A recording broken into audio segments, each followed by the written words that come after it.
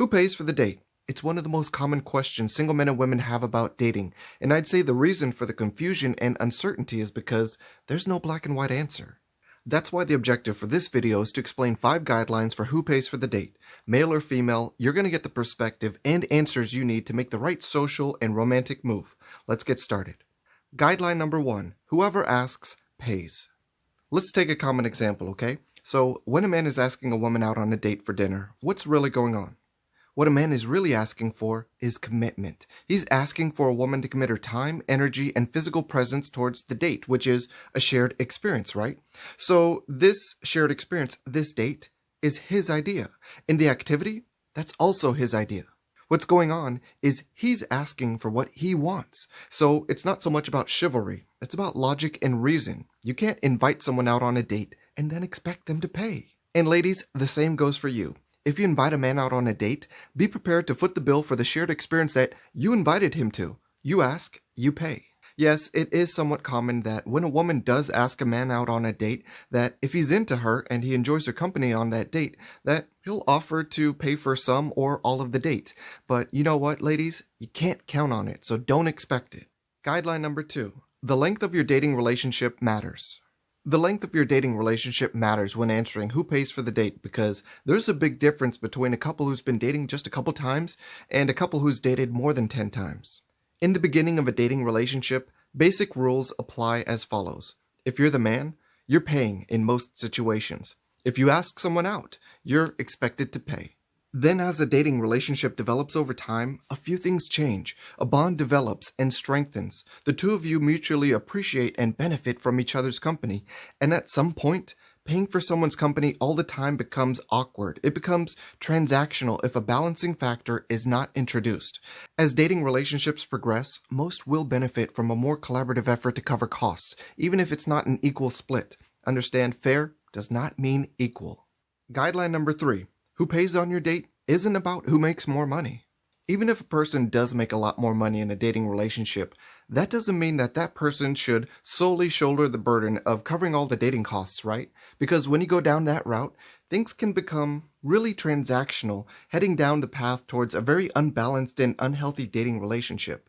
So as a dating relationship progresses over time, reciprocation becomes necessary, meaning the person who is always being invited out on a date or makes less money becomes the person who asks and invites out on a date. Not all the time, but sometimes. Remember, quality dates, successful dates, are not created by throwing money at them. Thoughtfulness, resourcefulness, and appreciative gestures are much more potent and effective ingredients for a great date than just throwing money at the date. You may not be someone who has all the resources, but you're not bankrupt of resourcefulness.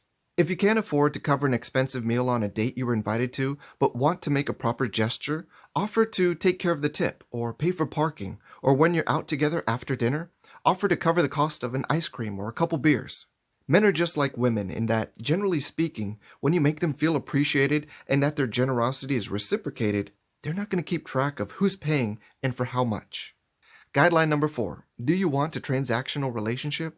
Yes, chivalry still exists, but that doesn't mean that a man should cover all the costs of dating indefinitely. That sort of dating belief will leave a woman, alone and wondering, where have all the good men gone? And I'll tell you where they've gone. Somewhere else to be appreciated. Understand, an imbalanced financial dynamic can yield a transactional relationship, which means to you, they're paying to get something. At the onset of a dating relationship, the scenario where a man pays for most of the dating costs is both understandable and does follow cultural norms. But as the dating relationship develops, if someone is always paying for your time, you are becoming less human and more like property or merchandise that is paid for and owned. Expectations of sex can develop and grow. A dynamic of financial dependence may reduce the other person to a lesser power position in that relationship. Whoever makes less money can contribute in different ways, like offering to drive, pay for smaller expenses, or suggest and initiate low-cost dates. Don't be afraid to address the situation. Don't be afraid to talk about money because when two people are really into each other, it's never about the money. Guideline number 5. Remember, desirable men and women have options. If you think someone is desirable, guess what? So do many other people. Men, you can try to get out of paying for dates or request that a woman splits the check with you, but at the beginning of a dating relationship, you have very little perceived value built up. You're going to be easy for her to discard for another guy who has your same qualifications, except he didn't ask for her to go Dutch on the first date. When a woman is desirable, her having a standard that the man cover most of the costs at the onset of the dating relationship until the relationship really takes off is pretty reasonable. And ladies, guess what? You're just as replaceable as men are. Sure, you can absolutely try to make a man pay for every dating expense because he's the man, but you two have very little perceived value built up at the beginning of a dating relationship, too. Play your cards wrong, and he will find someone else with similar qualities who will make an effort to financially contribute and or appear to not take him for granted.